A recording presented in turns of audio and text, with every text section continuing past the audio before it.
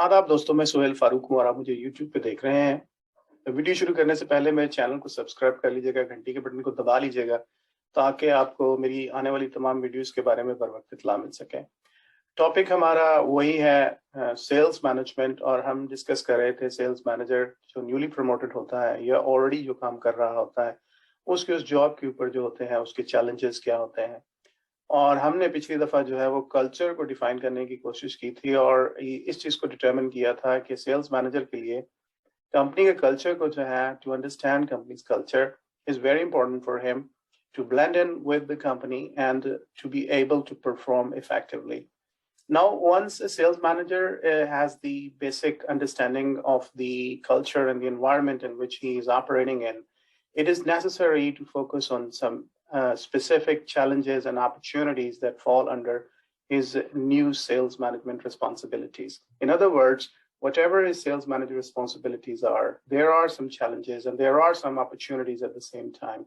But understanding the culture is important to make sure that you understand and you identify those challenges and your responsibilities which are falling under your responsibility. So understanding अब इस understanding को लेके further आगे बढ़ने के लिए sales manager को जो पहली चीज समझने की जरूरत होती है वो होती है understanding who is on the team. Team में कौन कौन से लोग जो हैं वो मौजूद हैं, और उस टीम के अंदर जो सबसे इम्पोर्टेंट जो लोग पहले मौजूद होते हैं वो लोग होते हैं जो कि former colleagues होते हैं. So I would say like managing your former colleagues is the first challenge.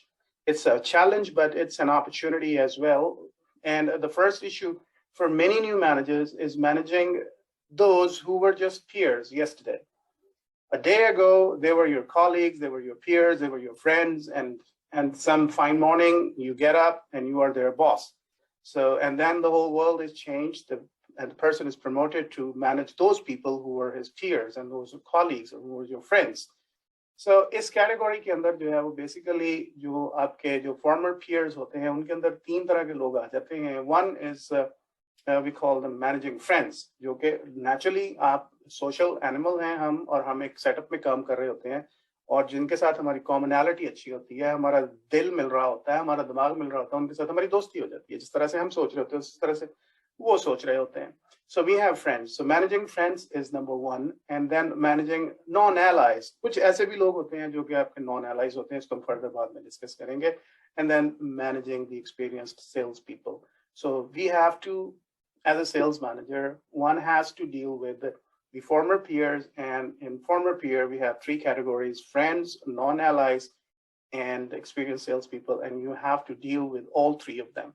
So before delving into it, let's look at the positives of knowing the former colleagues. What is the positive aspect of knowing your peers? Number one is that you know many of them, and you know their strengths. So it's easier for you when you are about to delegate the responsibilities and authorities to people. You know their strengths, so you could be able to comprehensively decide who to give what responsibilities, and delegation is going to be an easier part. The second part is another positive, that you have an insight into their areas of improvement and into their competencies. So when you are preparing a plan for training and development, you can easily put them together in certain areas of what kind of training and what kind of development one person is in need of. In addition, the newly appointed sales manager already has a certain amount of rapport with the team. तो ये भी एक positive चीज है कि जिस team के case में आप प्रमोट होके आ रहे हैं उस टीम में आपकी ऑलरेडी एक rapport थी, and that rapport is going to help you to develop a kind of an open atmosphere, an open culture where people would like to come up with the ideas and give positive, candid feedback, and are open to discuss their problems and issues and come up with solutions. So these are the positive things. And one more thing is that you already possess a certain management and leadership characteristics. Definitely, your management has selected you based on those management and leadership characteristics. And you also have the backing of the senior management team. So this enhances your credibility with both management and with your sales staff. So you need to, when you need to lead people, you must be a very credible person.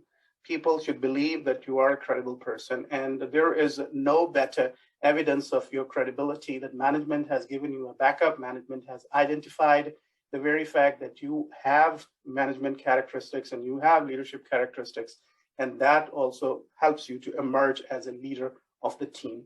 Furthermore, a new manager, you have like overnight position power. आप आज जो थे वो district manager थे या medical rap थे और अगली सुबह जो है आप सेल्स मैनेजर हो गए या डिस्ट्रिक्ट मैनेजर हो गए, तो आपकी पोजीशनल पावर भी जो है वो चेंज हो जाती है. जब आपकी पोजीशन पावर चेंज हो जाती है तो फिर आपको it's easy for you to manage the people. Usually we don't manage the people. Usually we lead the people and we manage things, but I mean, like, I'm generally speaking in terms of that leadership is a function of management. So it's easy to manage things when you have a positional power.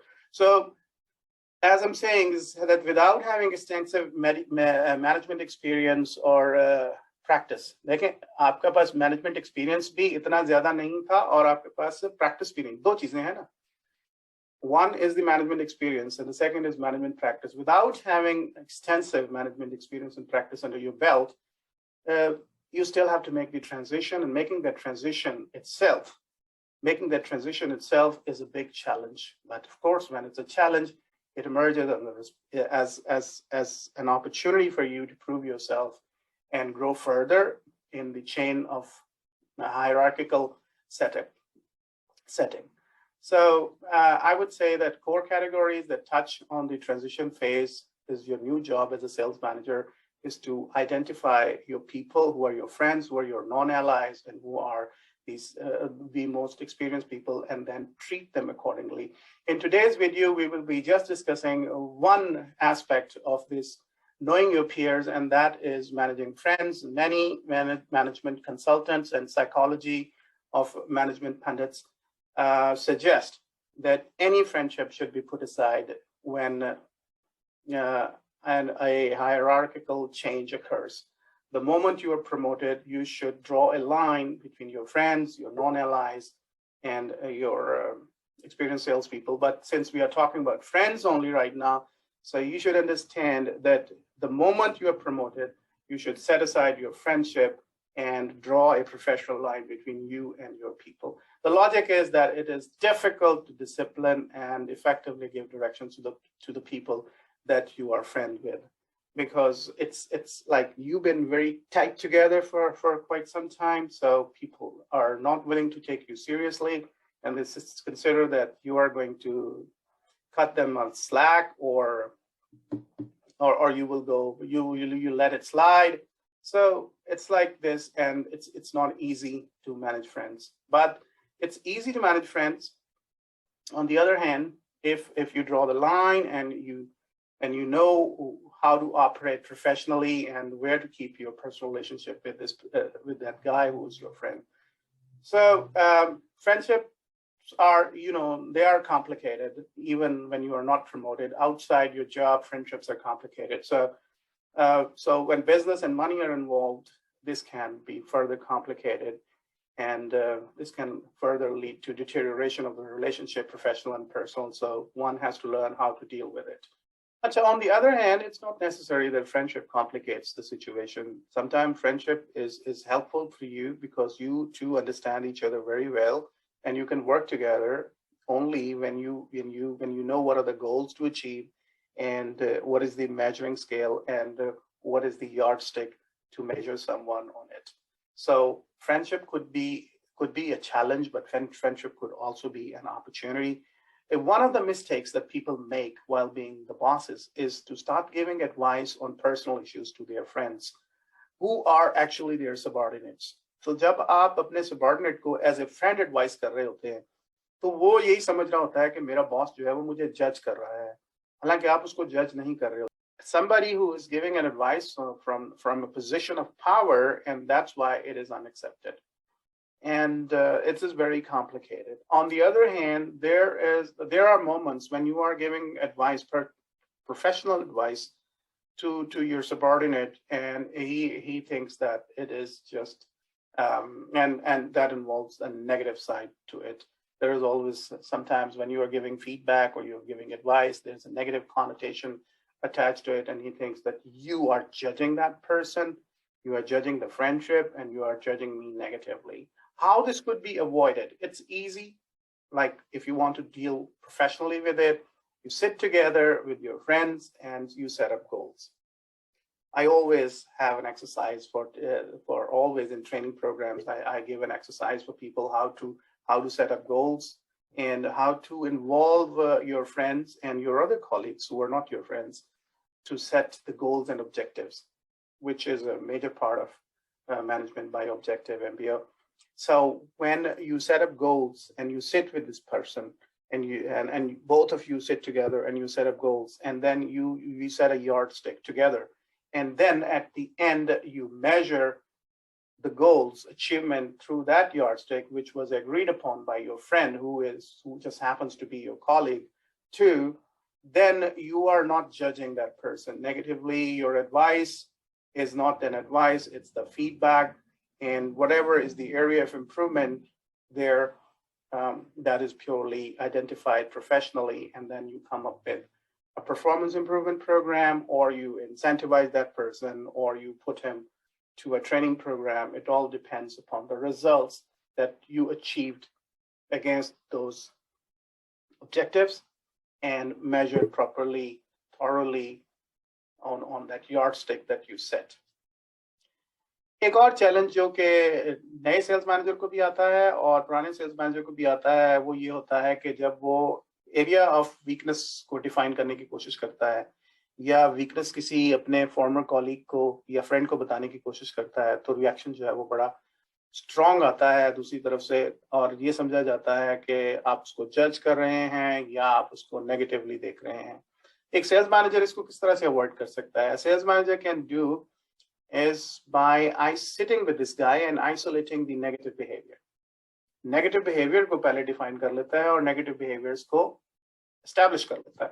Negative behavior को establish करने के बाद वो focus किस चीज पे करता है? वो focus करता है job के ऊपर और performance के ऊपर. So one side you have the negative behavior isolated and established, and on the other side you have the job and the performance requirements, and not on the personality. Like we always say, always criticize the act and do not criticize the personality.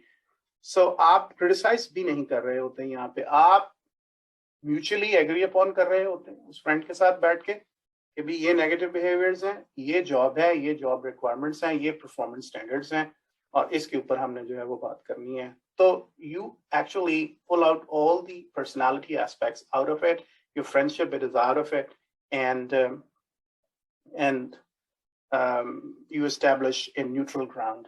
As a neutrality तो आजकल कुछ ज़्यादा अच्छा नहीं समझा जाता उसको. Anyway, avoid using subjective words like like words like overreacting. These are the words which should not be used when you are already criticizing somebody for his negative behavior. मैं आपको example देता हूँ. शुरू में जब एक कंपनी में मैं काम कर रहा था, so I was trying to delegate my authority to my marketing team, or product managers or business unit managers, जो भी थे business managers, और उनको मैं opportunity देता था कि वो business plan बनाएं और वो financial aspects को भी देखें, of course under my supervision and guidance. But when those plans were sent to our finance department, the finance people start giving them tough time. और जो प्रोडक्ट मैनेजर और business managers थे उनको वो over react करना शुरू कर देते थे कि देखें जी उनको पता ही नहीं है, वो ये कर रहे हैं, वो कर रहे हैं, हमारे एक्सपेंसेस उधर से काट देते हैं, हमारा बजट उधर से काट रहे हैं. तो I understood what they meant, but there was a policy, and the MD and the CEO were on the same page with finance people and with the head of marketing and sales, who was I. So then what I suggested, I told them, यार इस तरह से नहीं होगा कि आप अपने office में बैठ के उनके बारे में एक नेगेटिव जो है वो फीडबैक जो है वो दे रहे हैं और एक नेगेटिव ओपिनियन बिल्ड करने की कोशिश कर रहे हैं. Ideally, you should go there and you should sit with them and you should try to convince them and see what is their way of looking at it. उस चीज को identify करने की कोशिश करें कि वो किस एंगल से सारी चीज को देख रहे हैं, और फिर आप उनके पर्सपेक्टिव को अंडरस्टैंड करते हुए अपने प्लान को जो है एडजस्ट करें. There was a way that I could have taken the lead and I could have fixed it myself.